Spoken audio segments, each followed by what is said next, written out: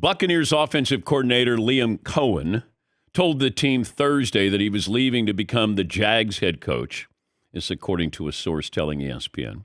Two sides have verbally agreed on a contract. So this was a wild 48 hours.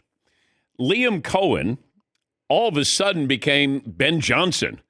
He pulled himself out of consideration for the Jags job. He agreed to a contract extension with the Buccaneers that would have made him the NFL's highest paid coordinator. Then he changed his mind after Jacksonville reached out to him. And then I think he reconsidered after Jacksonville fired general manager Trent Baalke. So then they were looking for Liam Coen yesterday, all day. Tampa Bay is looking for their offensive coordinator. And he ghosted them. And then I think he got in touch with head coach Raheem Morris and said he had been with his son, had to take his son to the doctor. And then word came that maybe, unless the doctor is in Jacksonville and he was taking his son there. Specialist. He was with Jacksonville agreeing to a new contract to become the head coach of the Jacksonville Jaguars. So I'm thinking, I heard the name Liam Coen during a Buccaneers broadcast.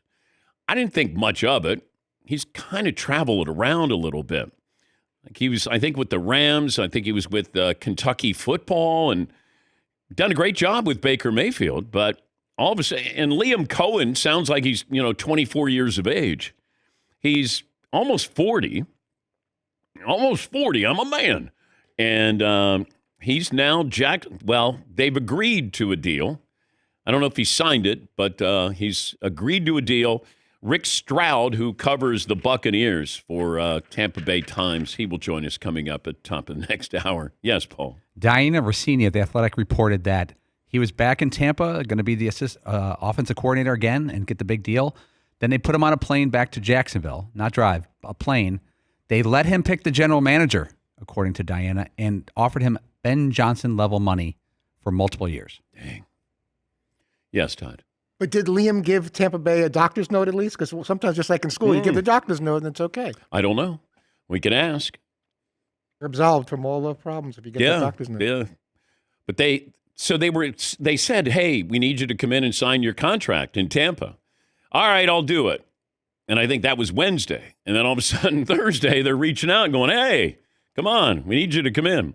Now, I'm paraphrasing this from some of the reporting there, but you can't get in touch with him. And then you realize he's taking the Jacksonville job. That he calls up Raheem Morris at 5 o'clock on Thursday. And they've been trying to get in touch with him, I guess, the entire day. Yes, Paulie. Ashley Cohen, the wife of Liam Coen, actually posted on social media an hour ago. Quote, I hate that I have to say this, but people are negative about my kids. I will not be silent. Our son is sick. We were at the hospital yesterday seeking a specialist for his autoimmune disease. Please don't spread misinformation. That was just an hour ago she posted that. Okay. Sounds like she's in on it too. Wow. Supportive wife. Okay, but I'd still like to know, how did you get to Jacksonville? I mean, there had to be some preparations that, yes, I hope your son is better and, a bright outlook here. And maybe he was there. But Tampa, you didn't tell Tampa you were going to Jacksonville. So both things can be true, that, hey, your son was at the hospital and you ghosted Tampa Bay. Yes, Todd. That's the problem. If you take a quick little note, a little emoji, something, just to let them know that you're acknowledging that they're looking for you and you just can't be there just yet. I don't know why that's too much, unless it's such an emergency situation where you can't take a couple of seconds to say, let me get back to you. I'm dealing with my kid's illness right now. Yes, Heaton. Well, I mean, okay, yes. He, air quotes, disappeared, right, from Tampa to Jacksonville. It's not like it was Miami to Seattle. They're 3 hours apart from each other. It's not like you know what I mean? Yeah, but he didn't tell them that he was going there. Why does he need to? Well, because they were waiting for him to sign a contract. They had just made him the highest paid coordinator in the NFL. He came back and he said, hey, are you going to take care of me? We will. come in and sign your deal. You have to at least say, hey, I'll be there late. Hey, I got something I'm dealing with. It's really important. I'll be there.